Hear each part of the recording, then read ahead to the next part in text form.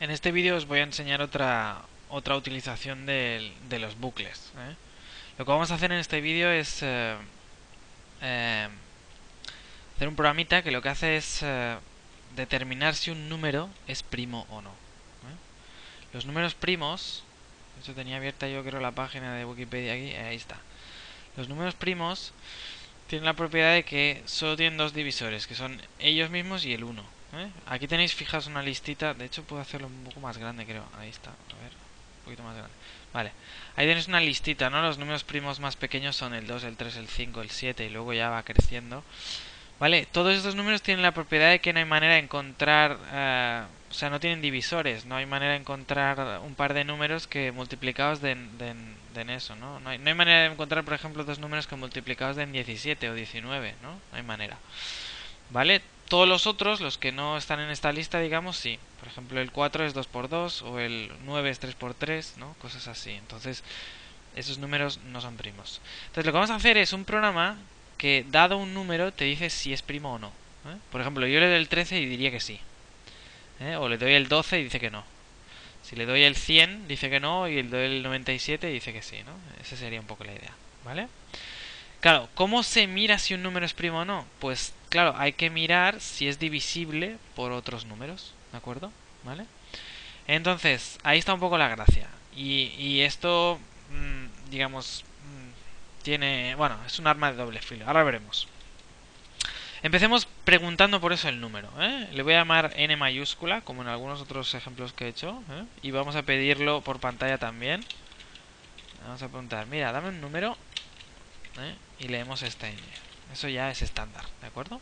Bueno, entonces, ahora vamos a hacer una cosa interesante que es toda la estrategia del problema radicará en la siguiente idea, que es que vamos a suponer que el número es primo, ¿de acuerdo? Y lo que vamos a hacer en este programa es construir un bucle que va pasando por todos los posibles divisores que podría tener el número n que nos han dado, ¿eh?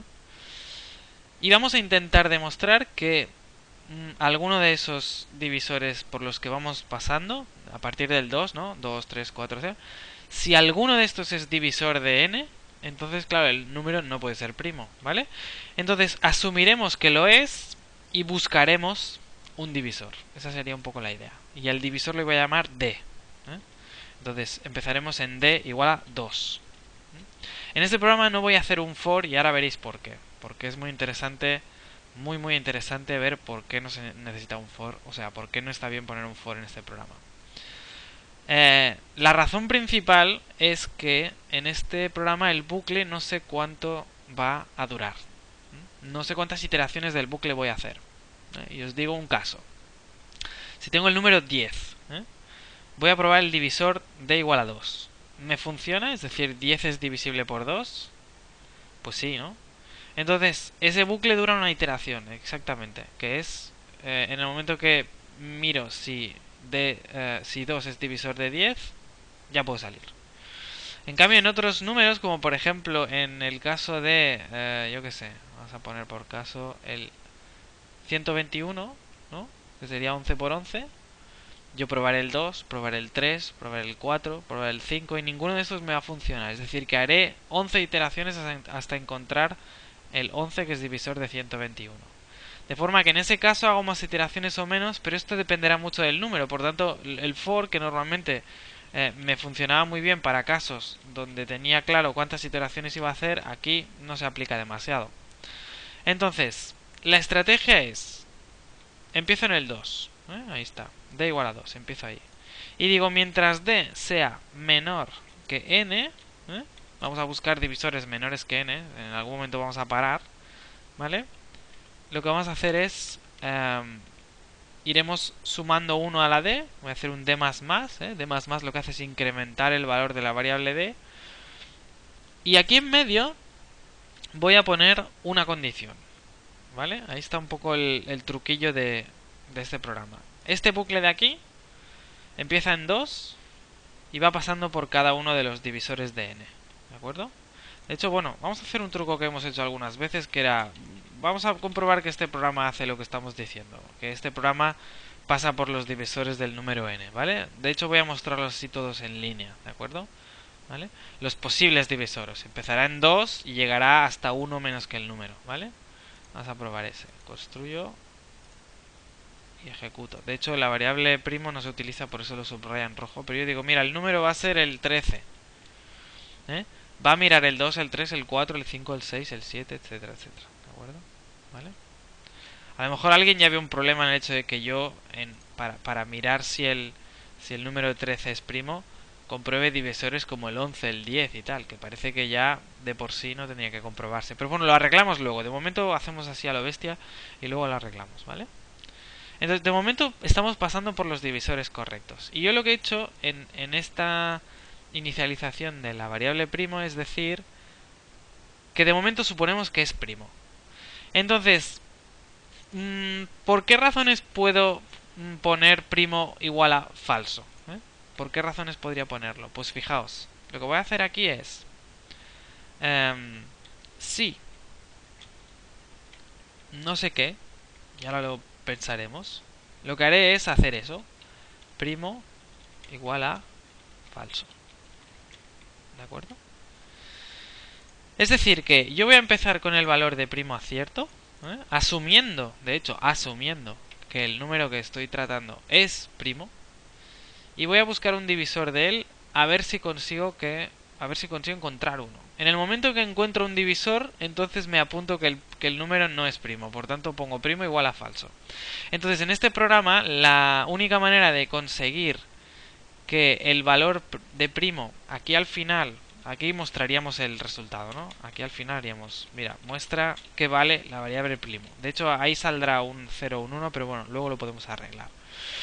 Pero la única manera de que yo llegue aquí y que esto valga cierto es que en todas las comprobaciones de los divisores que he hecho, el if no haya entrado aquí, es decir, no se haya ejecutado esto de aquí. En este programa solo pueden pasar dos cosas, o que se mantenga el valor primo acierto porque no se ha entrado aquí, o que se entre aquí y primo valga falso. Entonces, esta comprobación de aquí, esta expresión, la que está, digamos, controlando la instrucción de que primo valga falso, es la que dice que n es divisible por d, ¿de acuerdo?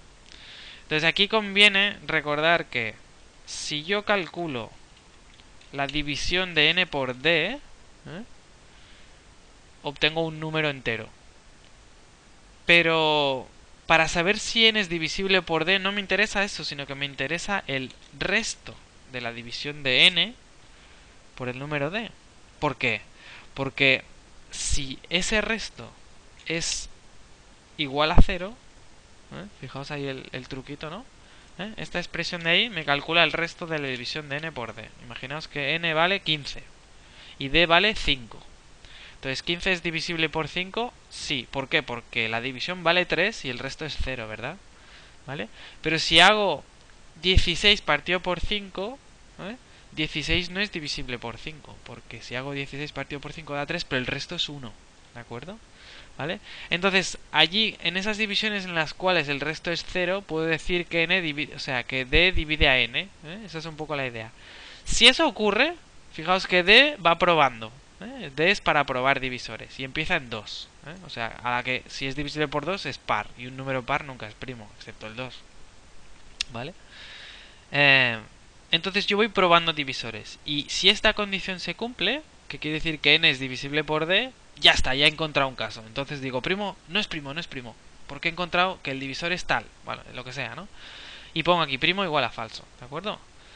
Lo que vamos a hacer, vamos a arreglar un poquito esta parte final, y aquí lo que pondremos es si, de hecho, si primo es cierto,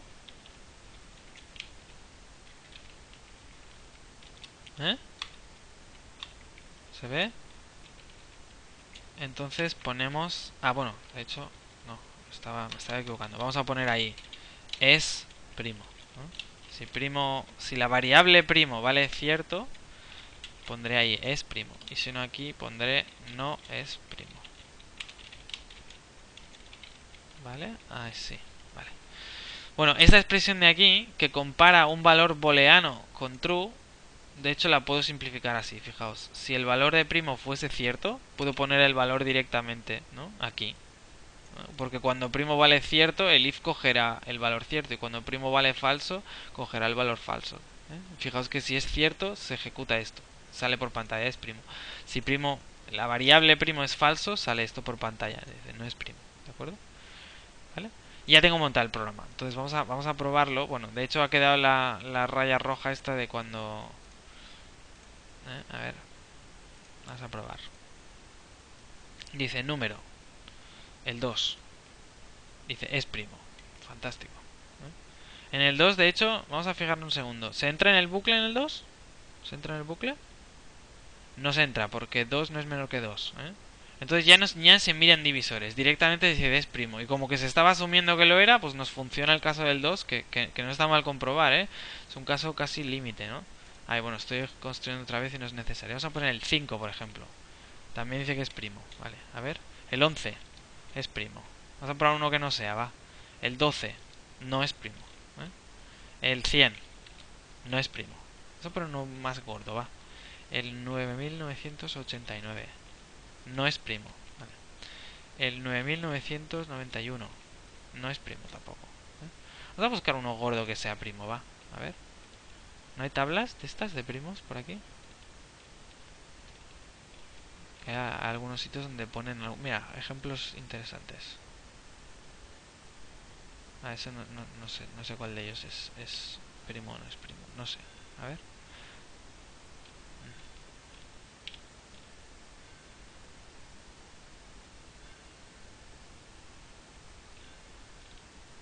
En fin, complicado. Es igual, yo buscaba ejemplos pero no veo muchos. En fin, da igual. Vamos a probar así al azar. Ejecutar. 121, de hecho 121 no es primo, ¿no?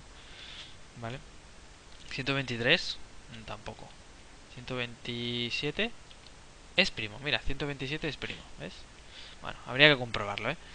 Entonces, este programa está muy bien, pero bueno, tenemos que arreglarlo de varias maneras, ¿eh? Una manera muy fácil es... Imaginemos el número 60, por ejemplo. ¿Cuántos divisores tiene el 60? Tiene muchos, pero un divisor que tiene es el 2. Entonces, un problema con este programa, en el caso del 60, es que va a encontrar varios divisores y va a entrar varias veces aquí. Pero ¿cuál es el problema de eso? Pues uno muy sencillo, y es que una vez yo he encontrado uno de los divisores, no tengo por qué continuar con la iteración, ¿vale?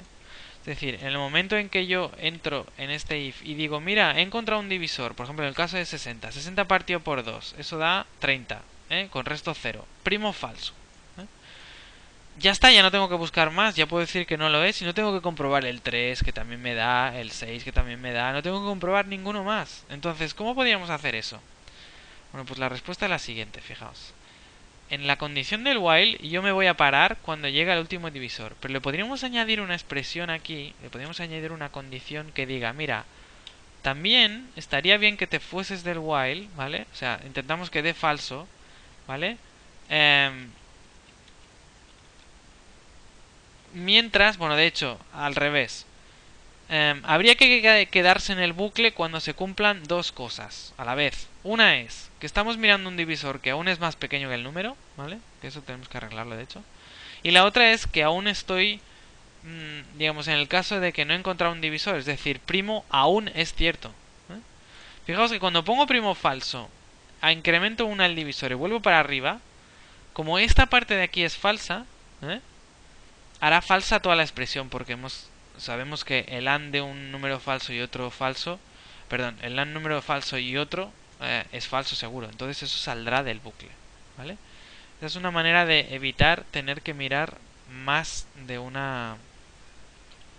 O sea, una vez encontrado un divisor, tener que mirar más divisores, ¿vale? Eso es una... Por decirlo así, es una pequeña optimización del programa, En vez de tener que calcular tanto, calcula menos. A ver, no lo vamos a notar mucho, pero en principio, digamos, el programa es algo más eficiente. Hay otras maneras de hacerlo más eficiente, pero bueno, en este vídeo solo quería mostraros, digamos, cómo juntar todas las piezas del puzzle para hacer el programa.